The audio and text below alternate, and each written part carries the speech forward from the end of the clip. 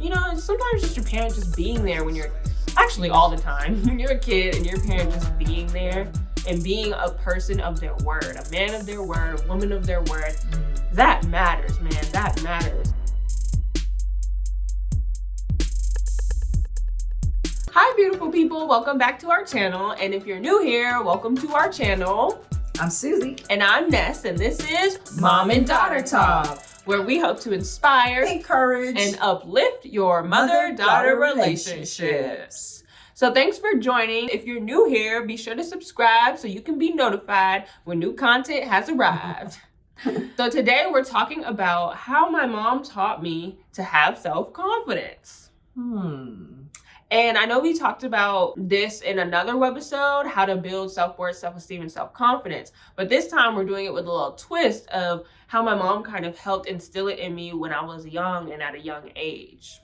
And I say that you can't teach something that you've never been to, right? You can't lead someone to somewhere that you've never been. I also think that more is caught than taught. I always say that. So in my journey as a mother of building self-confidence as far as from when I was her age, as far as young, and then growing into my womanhood, by the time I had her, I learned some things, right? And so really, I think the way I carried myself, and I knew that she was watching. And I think that's the one thing that as parents, we should always know, that our kids are always watching and they're absorbing like a sponge, right? And so that was one thing that I was cognizant of, not every time, but generally. But another thing that I really made a conscious decision was the power of my words. So even let's say days that I didn't feel so great, right? As far as even, you know, you wake up and like, oh, I just don't feel very pretty, or this, that, and the other. Not just even pretty, but just feeling insecure, this, that, and other. I would really never verbalize it in front of my children. I really made a concerted effort not to, because as women, I wanted to pass on the fact that that you do need to be confident. And the way you present yourself to the world is you're teaching them how to treat you, right? So there's even studies that show that women that walk very timidly and insecurely, those are the ones that predators look for. Whether it be conscious or not, they just know that they can overtake someone that's less confident or less self-assured.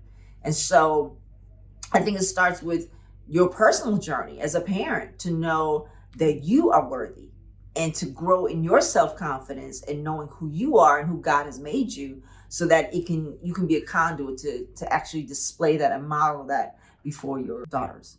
Yeah. Oh, that's good. Thank you. It's true. So how about you on the receiving end? How did you feel like that was taught to you? Gotta think back. It's been a while. I think just even when people would bully me, like when I was little, you would always be there and comfort me and talk to me and articulate how much they're missing out and how how they're treating me doesn't dictate who I am. I don't remember everything you used to say, but I just remember the feeling that I would get from those conversations. And I've heard before, people don't necessarily remember what you say to them, but they remember how you treated them or how they felt when you talked to them. And so I just remember that feeling of like trying to give me confidence when my confidence was shot, or pleaded from when I was younger, you know, with people who were just being mean. And when I say bullied, it wasn't like that bad, because I'm gonna fight back. Like, I've never been in a fight. I was always taller than everybody, so people knew like, oh no, she's too big for me to mess with. So it wasn't like physical bullying or anything, but it was, you know, like playing handball with the neighborhood kids or whatever. And then it's like, oh, you can't play, blah, blah, blah. Or, you know, like different things like that. This is where, on the flip, you knocked at my self-confidence. I remember this. It's okay, it's okay. I was grounded, so I couldn't go play handball with the neighborhood kids. But then the doorbell rang, and they asked if I could play, and she's like, oh no, she's grounded. And then they were like, oh, can we use her ball? Because when we would play handball, they would use my ball. She went to the garage and gave them my ball, y'all. And I couldn't play. You don't remember? I don't remember that. Yes, and so they were I remember, I don't know where I was, but I looked outside and they were playing handball with my ball. And I was like, why are they playing with my ball? I was like 9 probably. I was like, are they playing with my ball? Like, why are they playing with my ball? They can't play with it. And I was so distraught. Even with that, I mean, my confidence was kind of like hit already, because I was grounded. And then now they get to play with my ball and I don't. And so I remember you got on your knees and you got to my level and you were like trying to let me know, like, well, you were like consoling me because you were like, oh, like, I don't know, like they just asked and I gave it to them, and I'm like, no, that's my ball. I want my ball. And so that kind of shot my self-confidence. But yeah, and then you went and you got my ball. I actually got to go out with her to, you know, represent, like, that's my ball. Y'all, you already know that's my ball. And so we walked across the street and held hands. And then, you know, I kind of heard how she kind of conducted herself with kids who were my age. And, you know, it's already like a mom coming out as an authority figure for the kids in the playground. So it's like, ooh, like, you know, you can't really talk back. So I think even that gesture that you made where it was like, oh, I'm sorry, kids, like, we need the ball back. Like, that's her ball and she can't play right now. So when she can play again, you guys can play with the ball. And that immediately, I remember, boosted my confidence back up. And I'm like, yeah. And I went home with my ball to go be grounded and go to my room. But yeah, I think as a kid too, just your parent has such influence over you. Like, it would be the little things you would even say that you don't even remember you said. That really kind of... I vaguely remember this situation, but that's a really great point. Because even as parents, we make mistakes. Like, looking back on it right now, I would have never let them use her ball. It's her ball. But because I'm a giver, it probably was the giving thing run amok. You know what I mean? We're like, yeah, they shouldn't have been playing with your ball because it's your ball. But when I think as parents, when we realize that we've made the wrong call, go ahead and make amends, right? So I do vaguely remember like going over there and saying, you know what? I know initially I let you use the ball, but I think it's, you know, it would be better if when she comes out and plays, the ball is connected to her because it's her. Right? So give the ball back. Yeah, give me my ball. Yeah, give me the ball back. Yeah. Because really, you know, I didn't know that affected your self-esteem or I guess how you were feeling about yourself. But it really is, I think, important to relay the fact that as parents, we always have your back. Always have, whether your actions may be, you know, ground worthy as far as, you know, losing some privileges, but the love never changes. And to know that I always have your back. Yeah. Yeah. I think that's the key, knowing, like, even as a kid, I still remember, like, it is in that specific situation where you had my back in the end type of thing. And that really lifted up my spirits, to know, you know, I didn't just tell her and as a kid and she was like, oh, well, I'm sure they're almost done playing with it. You know what I mean? That would have knocked at my self-esteem like crazy too. Yeah. And then there's some things that maybe I've even overreacted. I remember another time when we first moved out here from Los Angeles and you were playing with the neighborhood kids. And I think one of them called you a name and stuff. And like they kind of ostracized you. And I just felt like I need to take action. Hater Gatorade. I don't know. So there was like 3 of them. And I went to each parent's door and told them how their kids were being mean to my child and they need to stop. And I remember, yeah. And I remember one of the parents was like, well, they're just kids. So I was like, yeah, but it's my child at the brunt of it. So I need you to talk to your child to not be mean to mine. Yeah. So, yeah, definitely I had your back. And I'm not a fighter. I'm a lover. I'm not a fighter. But when it comes to my kids, I think I could dig deep and fight if I had to. Yeah. I know I could. Yeah.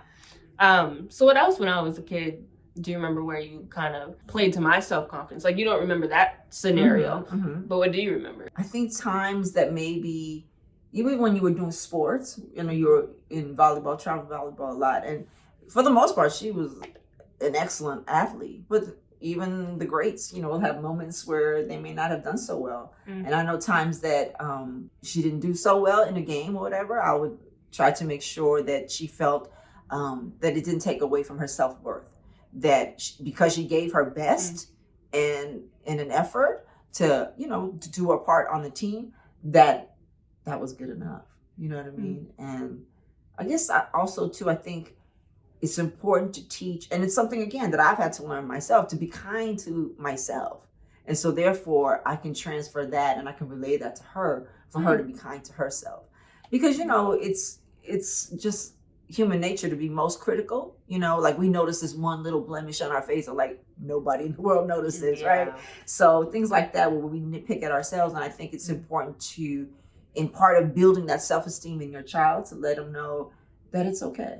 It's okay. If you gave your best shot, then that's worthy enough, you know? Yeah. That's a great point. I forgot about the sports and everything. Yeah. Because I was in sports since I was in the 3rd grade. And, man, even just you being at the games. Oh, yeah. Golly. Just you being at the games, like, that means so much to a kid. Like, are you kidding me? Mm-hmm. That means so much. Like, I remember loving basketball. That used to be my favorite. Where Monica in the movie, she was grown at this point. She went to go visit her mom. And then she was saying how, like, basically she was disappointed her mom never came to the games. And her mom was like, you know, it never mattered to you whether I was at them games or not. You had your dad, you had your brother. Did she have a brother? I don't remember. But she was like, you had your dad. Oh, and your sister. It was her sister, Lena. And then she started crying and she was like, it mattered, Mom. It mattered.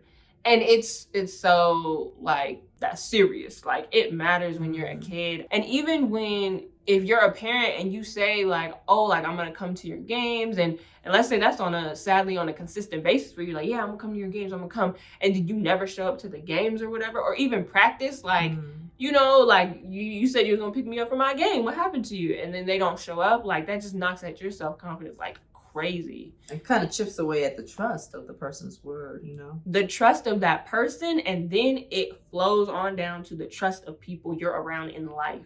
You equate that. I couldn't trust my parents to come to my games. So whenever somebody says they're coming to my games or they're going to do this to me, I don't trust it. Like, I don't. Yeah. And so you being at my games all the time, it was like, oh, like, you know, you have somebody in your corner and it's your parents. So it's like, dang, like, I must be worth something if my mom or my dad is coming to my game. Like, we equate it to self-worth too. Wow. So talking about your games, I felt at times that I was kind of loud at your games. Did you feel at any time embarrassed of me in the stands? Because I would be loud. I couldn't hear you. I was playing. Oh, okay, good. Okay. Like, I mean, okay, when it was quiet, I would hear, go, Nessa, go. I would hear that sometimes. Yeah. And then it'd be funny because, you know, well, volleyball, like, I was the middle blocker. So when you're waiting for our team to serve, like, you got your hands up and you're waiting. And then the outside hitter and the right side hitter, they'll be behind me so they could switch when the ball goes over the net. Yeah. So they would be right there. So when it's quiet and that person's concentrating on serving, and I would hear you like, go, Nessa, go. And we ain't even doing nothing. Like, I'll have my hands up. And then, like, the girls, they would laugh. And I'd be laughing too. I'm like, oh, my gosh. If I knew that was you. But if you said my name, I knew it was you. It was me. But no, I was never embarrassed. Okay. I'm always focused on the game. Okay. I'm trying to win. Yeah. And talking about volleyball, and again, having your child's back, again, I think that, like she said, it does build that confidence that there's somebody there that is your supporter no matter what. Yeah. And I remember they used to take turns doing the line. Do you remember to see whether a ball was out or whatever? The students would take turns, right? Yeah, I know what you're. Yes. Oh my gosh. So she was on line duty, if you will, and so the opposite team served. And it was out. Oh, line duty, sorry, is basically where, you know, you kind of have your baton or whatever, and then your flag, and then you're like the ref on the sidelines for volleyball. Because somebody has to see, like, is the ball in or out? Yeah. And so the opposite team served, and she called it out, which it was out. I remember seeing that as well. But her teammate, and including the coach, was mad at her because she made the right call as far as the honest call. And I remember the coach pulled her, you know, out of doing line and this, that, and other. And I saw the whole thing. I couldn't help myself. I came down from the stands.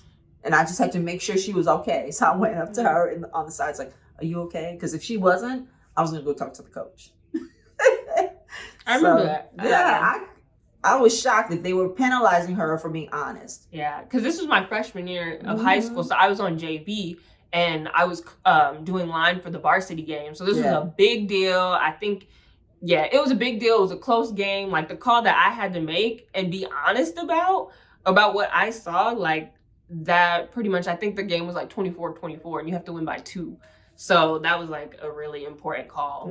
Yeah. And the coach was like, why would you call it? Everybody on the team was like, whoa, what are you doing? And then she was like, okay, get offline. And so I went to the snack bar because it was a whole audience and everything. So I was like, oh man, okay. So that knocked at my confidence like in that moment, you know? So I went to the snack bar and, you know, the people at the snack bar didn't know what happened. So they were nice to me.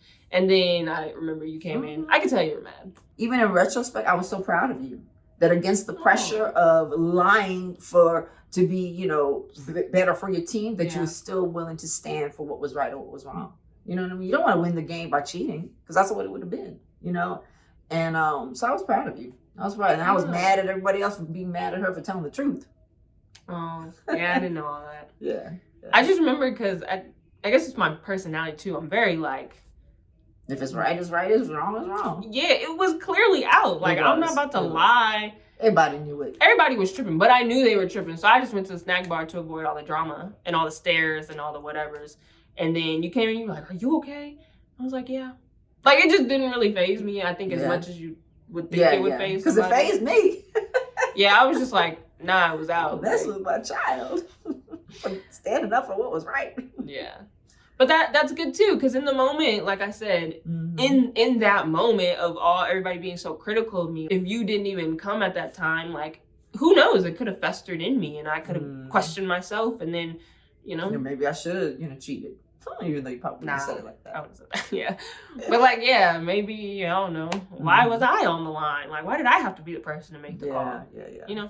But you just coming and, sometimes just your parent just being there when you're, actually all the time, when you're a kid and your parent just being there and being a person of their word, a man of their word, a woman of their word, that matters, man. That matters. And like you said, you had to do your own work before you even became a parent to have self-confidence and hopefully become a woman of your word and have integrity. Like, that trickles down to your kids. Absolutely. It starts with us. As parents, it starts with us, because who we are is who we will pass on, right? So, and really, a lot of times when you see a child that's, I don't know, a toddler, not so much toddler, but like, 9, 10, tweens or whatever, acting kind of disrespectful and what have you, you do kind of wonder, like, where did they learn that from, and so you like question yourself as a parent, or just any parent. Like, for instance, I do hair. I have a lot of clients that are in education, and so they deal with kids, let's say on the elementary level or what have you, and then when they get to meet the parents, they realize, oh, that's why we have some issues with the kids, because they learn some things at home from their parents, right? So the parents are the greatest influencer. Yeah, not your basketball players or musicians or whatever, idols that you look up to. It's the parents. You are their number one model. Absolutely. And the things that aren't talked about in the home, like those taboo topics, they're going to learn it from somebody else. So you want to be their first impression, the first person that they hear things from. Of course, as a parent, you're not going to get everything, but just know it shapes your child. Absolutely, yeah. Like, the first time I heard about virginity was in the 7th grade. And it was at recess, and the girls were like, are you a virgin? And just in my mind, I'm like, if I just say no, like, that's going to be good. Because you never want to be something like, oh, are you?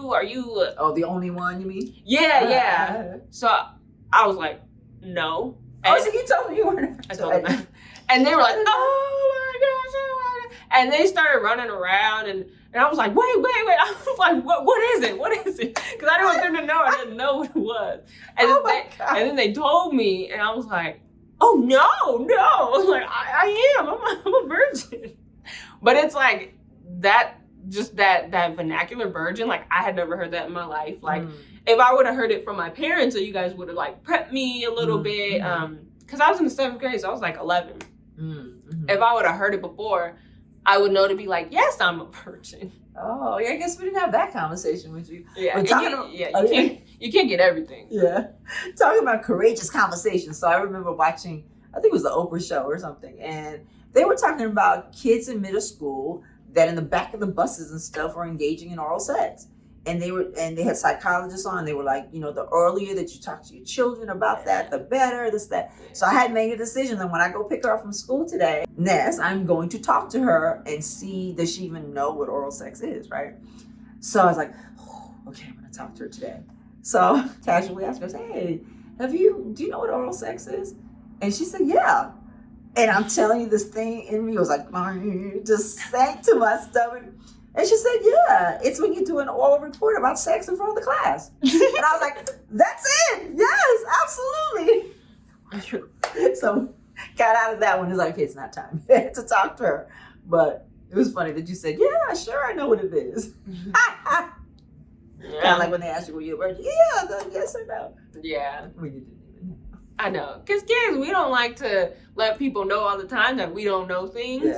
I want to feel like I know. Yeah. I know the answer. Funny. So those are a couple little stories, how you've taught me self-confidence, and you know, as a parent, how she sometimes made little mistakes, you know. Absolutely. And it's nothing you can't come back. Well, I ain't gonna say there's nothing you can't come back from, but you know, just I don't know, speak to the moms. Make it quick though, because we gotta go. Oh, okay.